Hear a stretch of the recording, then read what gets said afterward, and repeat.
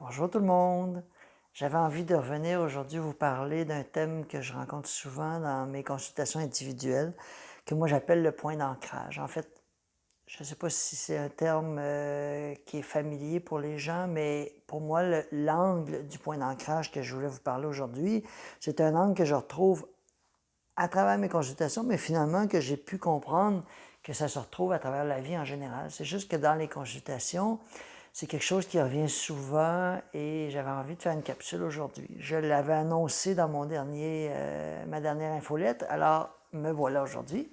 Mon nom est Simon Leclerc et ça me fait très plaisir de venir vous partager ce petit enseignement en ce jour d'automne. Le point d'ancrage, en fait, pourquoi? D'abord, la symbolique. Le point d'ancrage, symboliquement, c'est l'endroit où quelque chose s'est ancré. On pourrait dire un point d'ancrage à la mer ou en bateau, quelque chose comme ça. Une ancre s'est installée. Symboliquement, le point d'ancrage, c'est le moment où il y a un élément dans notre vie qui nous a marqués et qui a agi comme un point d'ancrage. Pourquoi on dit ancrage? Parce qu'on a ancré une mémoire d'un autre espace-temps qui est en lien toujours avec une vie passée. Je sais qu'il y a des gens qui se disent, oui, mais les vies passées, si on ne s'en souvient pas. Justement, le point d'ancrage est la confirmation qu'on n'a pas besoin de se rappeler de ses vies passées, puisque le point d'ancrage vient réveiller, vient décapsuler la mémoire qui est installée à l'intérieur de nous. Je parle souvent des valises à la gare de train qu'on laisse dans une vie ou une autre. J'ai souvent donné l'exemple d'une mort assez subite, quelqu'un qui meurt noyé ou qui tombe d'une falaise.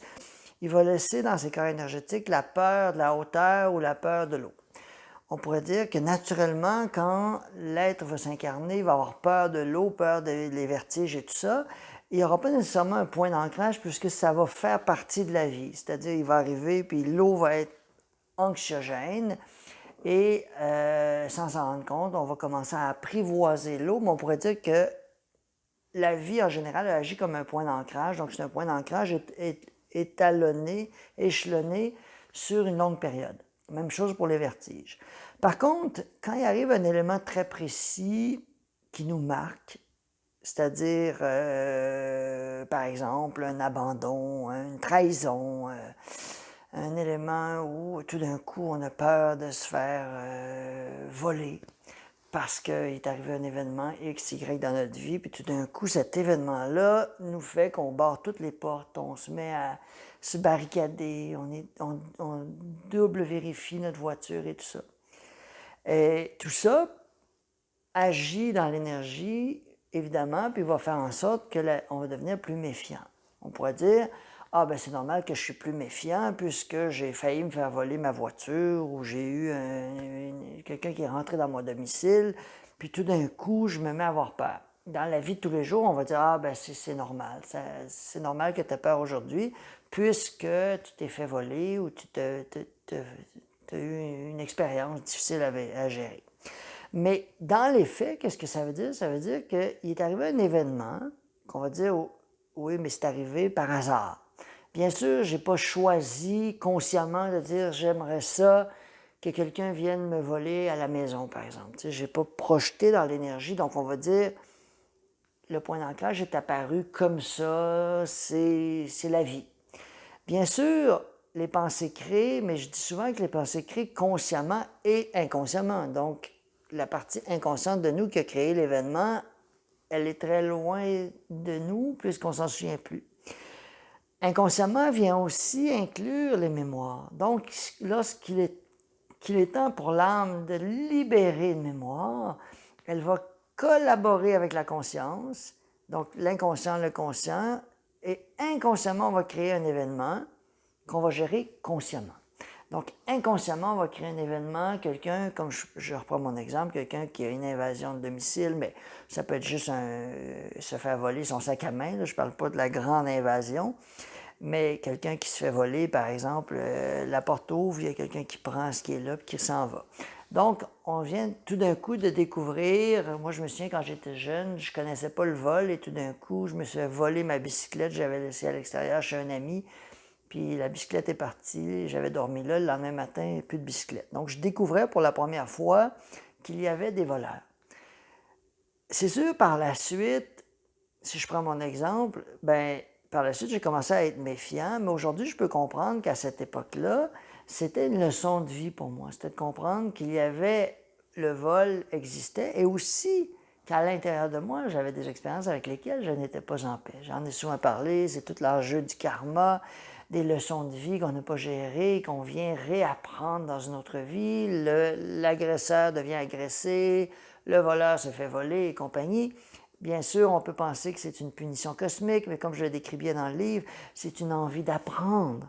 C'est vraiment une envie d'apprendre qui fait que le voleur se fait voler. C'est qu'au niveau de l'âme, il va projeter la forme pensée de dire, OK, puisque je suis uni à tout le monde, ça c'est au niveau de l'âme que ça se passe, la sensation d'être uni, et que ce que j'ai fait à l'autre, je n'ai pas pacifié, je n'ai pas géré, je n'ai pas remboursé, je n'ai pas réparé mes gestes.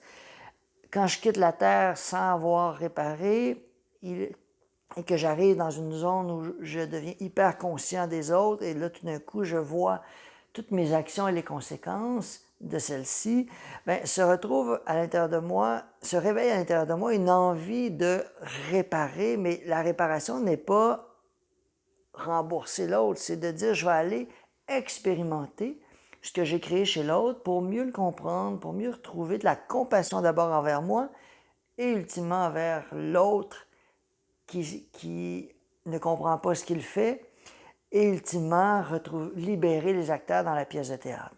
Le thème d'aujourd'hui, c'est pas là que je vais aller, donc je ne vais pas trop m'étaler. J'ai d'autres capsules et d'autres enseignements sur le karma, vous pourrez aller les écouter. Mais aujourd'hui, je vais vraiment vous parler du point d'ancrage, qui pour moi est l'élément qui, justement, permet de réveiller une vie passée sans avoir besoin de la comprendre, sans avoir besoin de s'en souvenir. Le point d'ancrage, il réveille la mémoire et influence le comportement puisque la mémoire agit dans nos corps énergétiques. Je reprends mon exemple du vol. La mémoire dit, il y a des voleurs. Il y a des voleurs, méfie-toi, barricade, barre la porte, verrouille et tout ça.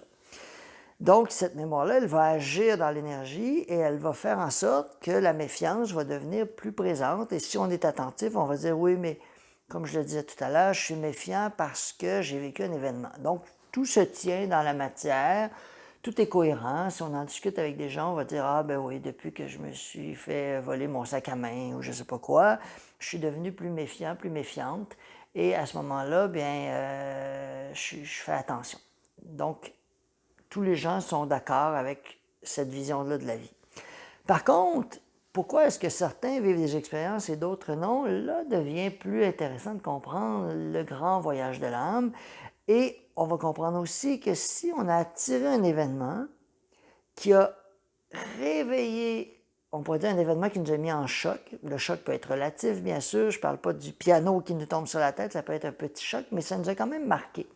L'événement nous marque et là, voilà qu'on influence notre réalité, on commence à être plus méfiant, donc on va poser des gestes en fonction de la mémoire et en fonction de ce qu'elle a soulevé en nous. Puis puisqu'on ne se souvient pas de la mémoire, on se souvient par contre de s'être fait voler l'objet en question ou à la maison, un voleur qui est rentré, et tout d'un coup, on s'en souvient, on sait que ça influence notre comportement. C'est cet élément-là qui, pour nous, agit comme un point d'ancrage. Donc, le point d'ancrage, c'est l'événement. Dans ce cas-ci, c'est le vol, mais je pourrais vous donner d'autres exemples.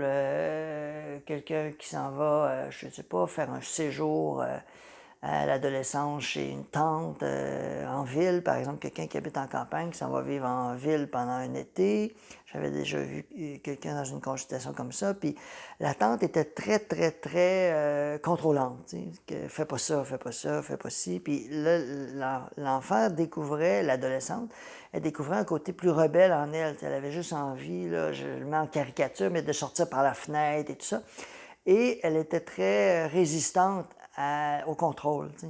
Alors qu'elle avait des parents plus libéraux, là, qui étaient plus, fais attention et tout ça. Et bien sûr, elle vivait en campagne. Donc, c'était plus facile pour des parents en campagne d'être moins contrôlants, moins inquiets du moins. Mais en ville, il y avait beaucoup de règles. Et ces règles-là ont agi pour cette personne-là comme un point d'ancrage pour se rappeler que les règles étaient quelque chose d'emprisonnant et de réveiller une forme de rébellion à l'intérieur d'elle, comme si moi, là, il n'y a pas de règles, je fais ce que je veux quand je veux. Et finalement, elle se rendait compte que cette soif de ne pas avoir de règles était une réaction aux règles. Donc, elle n'était pas en train de choisir sa liberté, elle était plutôt en train de réagir aux règles strictes. Et son comportement faisait en sorte qu'elle n'était plus non plus dans la justesse. C'était liberté à tout prix, puis on fait ce qu'on veut et tout ça, alors que son comportement avait parfois de l'impact sur d'autres personnes autour, mais pour elle, c'était la liberté. Alors que ce qui comptait dans l'équation, c'était pas tant de dire « Ah, il faudrait que tu te prives de liberté », mais comprends que la liberté est un élément qui tient compte de l'autre. La liberté n'est pas une absence de considération des autres. C'est une considération de soi dans l'équation. En d'autres termes, ne pas s'oublier pour les autres. Mais ne pas s'oublier pour les autres ne veut pas dire de placer les autres en priorité et de disparaître. Puis ne veut pas dire non plus de faire l'inverse, c'est-à-dire je suis le centre du monde et le reste n'existe pas.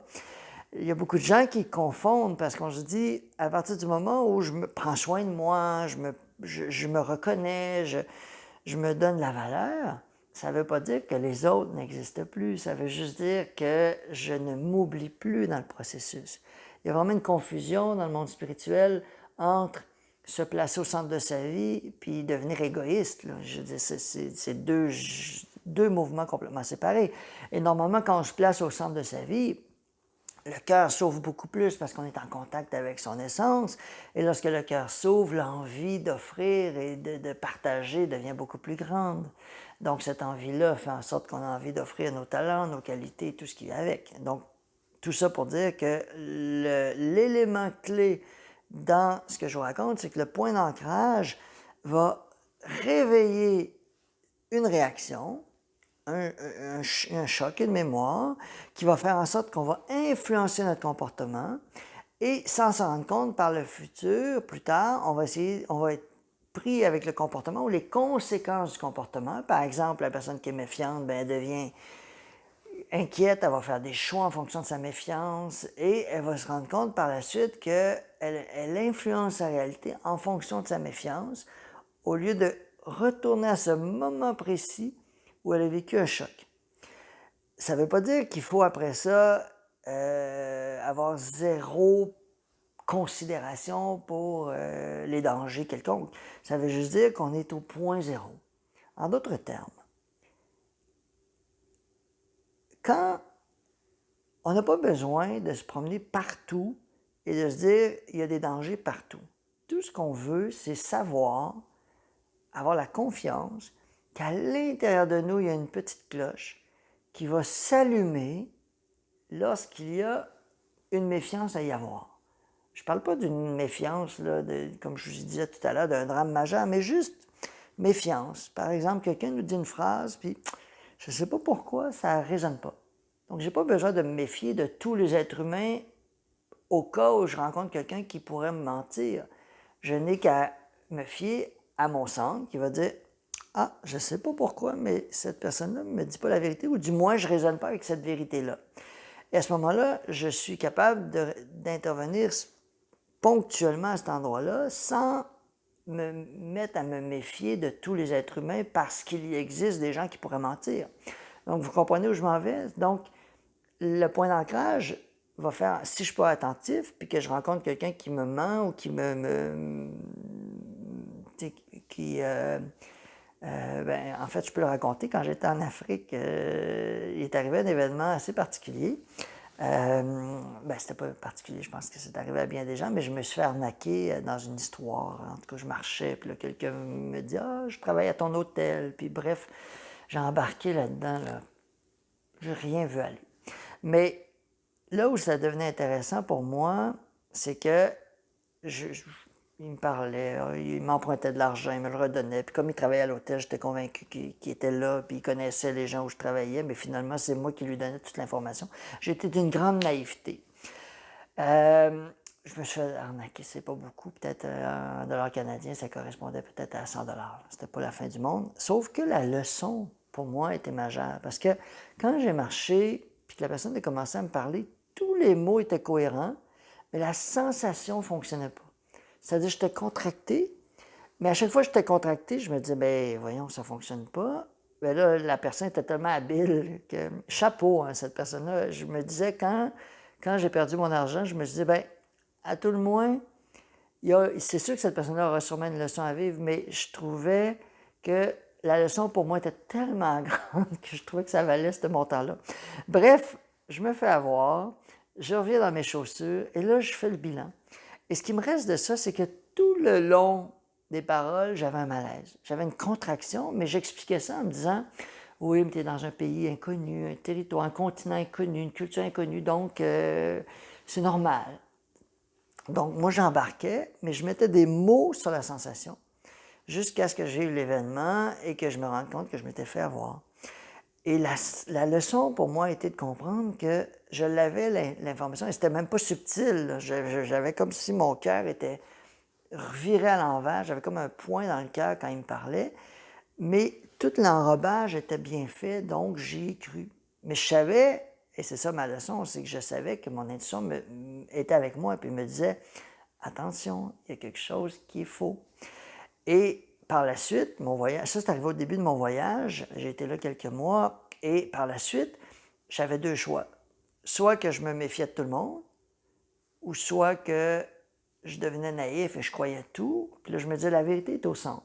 Je ne peux pas commencer à me méfier de tous les gens que je vais rencontrer, ça va être une vie misérable que je vais me créer là-bas si je commence à être méfiant de tout.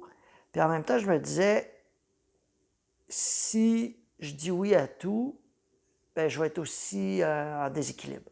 Si je crois tout le monde, et je dis... Donc, je me suis dit, il existe des gens qui n'ont peut-être pas l'intégrité comme priorité, on va dire comme ça. Puis en même temps, je me fie au fait qu'à l'intérieur de moi, j'ai un baromètre qui me suit partout. Évidemment, vous en avez un, là. Je ne veux pas parler de moi qui en a un, puis, comme si j'étais spécial. Je veux justement vous refléter le vôtre. Donc, à partir du moment où je savais qu'il y avait un baromètre à l'intérieur de moi, puis surtout que je savais comment le ressentir, c'était clair. Comme je vous ai dit, c'était même pas subtil, il y avait une contraction. Il y avait comme un malaise à l'intérieur de moi et je savais que j'étais capable de me fier à ça. Et je me disais, OK, à partir de maintenant, je sais que je ne pourrais plus me faire avoir, ou du moins, selon mes paramètres. Je pourrais toujours me faire avoir si mon âme avait décidé que j'aurais une autre expérience karmique ou mémorielle à vivre. Mais bref, vous comprenez ce que je veux dire. Je savais que je pouvais me fier à ce que je chantais pour me balader et aller partout. Et après ça, j'allais souvent prendre des marches en soirée, puis il y avait des heures un petit peu tardives. Et tout ce que je faisais, c'est que je me branchais sur l'endroit où je m'en allais, puis je me disais, est-ce que ça me semble juste? Et des fois, je chantais une contraction, je changeais de chemin. Je me disais, ah, je ne sais pas pourquoi, je me sens moins bien dans ce chemin-là, j'allais ailleurs. Évidemment, ça a été assez intense parce que j'étais je dirais, en survigilance pendant un bon moment dans ce séjour-là en terre africaine, mais j'ai eu des grandes leçons.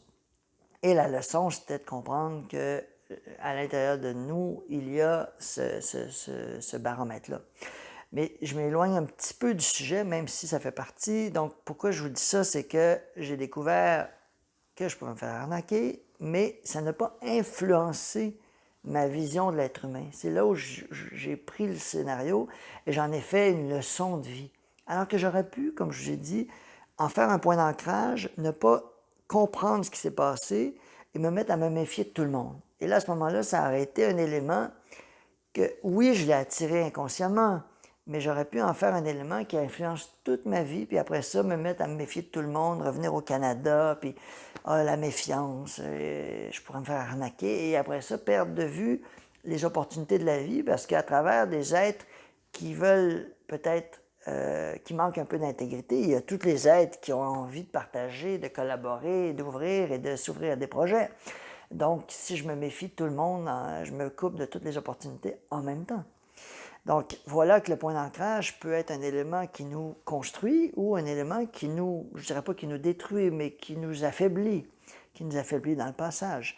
Et si on comprend ça, ben là, on comprend qu'on n'a pas besoin d'avoir accès aux vies passées, on a juste à être attentif que si un élément nous marque plus qu'un autre et que d'autres, dans les mêmes conditions, seraient peut-être moins marqués, mais nous, ça nous a marqué, et qu'on n'a pas besoin d'aller voir la vie passée, on a juste à se souvenir que si ça m'a marqué, il y a quelque chose à l'intérieur de moi que j'ai une leçon à aller chercher, je m'arrête vraiment et là je me pose la question, qu'est-ce que ça éveille à l'intérieur de moi? Qu'est-ce que ce scénario-là éveille? Je reprends mon exemple de l'arnaque en Afrique. Bien, ce que ça a soulevé à l'intérieur de moi, c'était de me faire avoir d'abord l'humiliation. J'avais une émotion là, de dire, OK, là, je viens de me faire ridiculiser ou humilier. Bien sûr, j'ai eu peur parce que là, je ne savais pas sur le coup. J'ai eu peur parce que je me demandais si mon intégrité était en jeu. Là. J'étais dans un drôle de contexte, dans une petite rue et tout ça. Mais la leçon pour moi, ça a été vraiment de faire le choix d'intégrer et de me fier beaucoup plus à mon baromètre intérieur que de projeter mon événement sur l'extérieur puis de me dire, voilà, les dangers sont partout et il faut que je me méfie. Évidemment, c'est pas pour comparer que je vous dis ça, parce que je comprends la personne qui s'est fait voler son sac à main, qui se met à barrer et à être inquiet. La seule chose à comprendre, c'est que si la leçon, s'il n'y a pas un moment où je vais vraiment à l'intérieur de moi, puis je m'arrête, puis je me dis, OK, qu'est-ce que je viens de vivre là? OK, quelqu'un est rentré chez moi, ou quelqu'un a pris un objet de valeur, qu'est-ce que ça me fait vivre? Et que je prends un moment pour aller vraiment ressentir à l'intérieur de moi l'événement, la situation, les émotions. Tout ce que ça soulève à l'intérieur de moi, c'est le rendez-vous. Bien sûr, ça me demande d'être bien présent à mon corps. Vous allez voir ma précédente capsule, Habiter son corps pour le suivre. Mais si vous êtes bien présent dans votre corps et que vous allez rencontrer par la sensation ce que vous venez de vivre, ce moment-là, le point d'ancrage n'aura pas besoin d'influencer la réalité. Il va transmettre son message. Comme c'était le but, le point d'ancrage vise à transmettre le message, à libérer une mémoire pour qu'on puisse en prendre conscience. Si on n'est pas attentif au point d'ancrage, on va influencer sa réalité jusqu'au moment où c'est comme si le bateau s'en va dans une direction, puis d'un coup, on change la direction. Au début, c'est subtil, mais à un moment donné, l'écart devient tellement grand qu'on s'éloigne de notre idéal, puis on se dit, qu'est-ce qui vient de se passer là? J'ai perdu de vue mon idéal. Il s'est passé quelque chose. Dans mes rencontres individuelles, dans les soins que je donne, c'est, je dirais, presque 1 sur 2 qu'on arrive à un point d'ancrage. Il y a presque toujours un événement qui a été marquant. Des fois, c'est juste une indication que l'âme nous donne, parce que la façon que je travaille, c'est que je me branche avec l'âme et le plan de vie, bien qu'on ne me donne pas le grand plan de l'âme. L'âme, c'est secret que je n'ai pas accès, bien sûr. Je ne prétends pas avoir accès à tous les secrets de l'âme, mais dans le contexte du thème qu'on travaille, bien, l'âme va me transmettre des événements. Elle va dire, elle va voir à tel âge, avec la mère ou une tante ou un événement comme ça. Puis là, avec la personne, elle va me dire, ah, il est arrivé telle affaire, telle chose. Puis là, à ce moment-là, on va se rendre compte que le point d'ancrage, parce que c'était un point d'ancrage à ce moment, bien là, qu'il y a une méfiance. Alors que d'autres fois, c'est juste une indication pour nous donner l'émotion. Par exemple, j'avais quelqu'un qui me racontait que pour cette personne-là, il y avait une forme d'envie. C'est-à-dire qu'on était remonté à un événement où il y avait des collègues qui avaient de l'envie parce qu'elle avait plus de succès que d'autres. Et la question qu'on se posait, c'était qu'est-ce qui l'empêche de se déployer puis de prendre son envol. Donc, on pourrait dire que pour cette personne-là, il y avait une envie, une peur de faire de l'ombre à d'autres. Et cette peur de faire de l'ombre aux autres, bien, avait une influence sur elle parce qu'elle lui disait énergétiquement, c'est mieux que tu t'éteignes, prends pas trop de place parce que tu vas faire de l'ombre, et si tu fais de l'ombre, tu vas déranger. On avait aussi contacté une autre vie où faire de l'ombre avait été mortel pour cette personne-là. Elle avait été tuée dans une rivalité, sans vous donner tous les détails, mais dans un élément de rivalité, deux personnes qui convoitaient la même position, on va le dire comme ça. Puis la personne s'est fait poignarder. Il y avait eu un événement. Bon, je ne veux pas être morbide dans ma chronique aujourd'hui, mais ça existe. On a eu toutes sortes d'histoires dans notre histoire passée. Et donc, la personne se souvient au niveau énergétique que dès qu'on fait de l'ombre, qu'on éveille de la jalousie, on suscite de la jalousie chez d'autres, bien là, ça réveille de l'envie. Et l'envie est un piège mortel. Donc, la personne enregistre qu'il est préférable de ne pas trop prendre sa place parce elle éveille l'envie, elle fait de l'ombre aux autres et les autres pourraient venir et lui faire du mal. Évidemment, on est rendu dans une autre époque. La personne, elle savait consciemment qu'elle ne risquait rien de faire de l'ombre à quelqu'un d'autre dans cette vie-ci. Mais la mémoire, elle agit et elle vient lui dire « méfie-toi, calme, prends pas trop de place ». Et ça aussi, on pourrait dire que c'est un point d'ancrage. C'est-à-dire que c'est un premier épisode avec la jalousie, l'envie. Est-ce que c'est le moment, parce que des fois dans les soins, l'âme va dire « va voir à tel âge » parce que c'est plus facile à se souvenir, mais ça ne veut pas dire que c'est là que ça a commencé.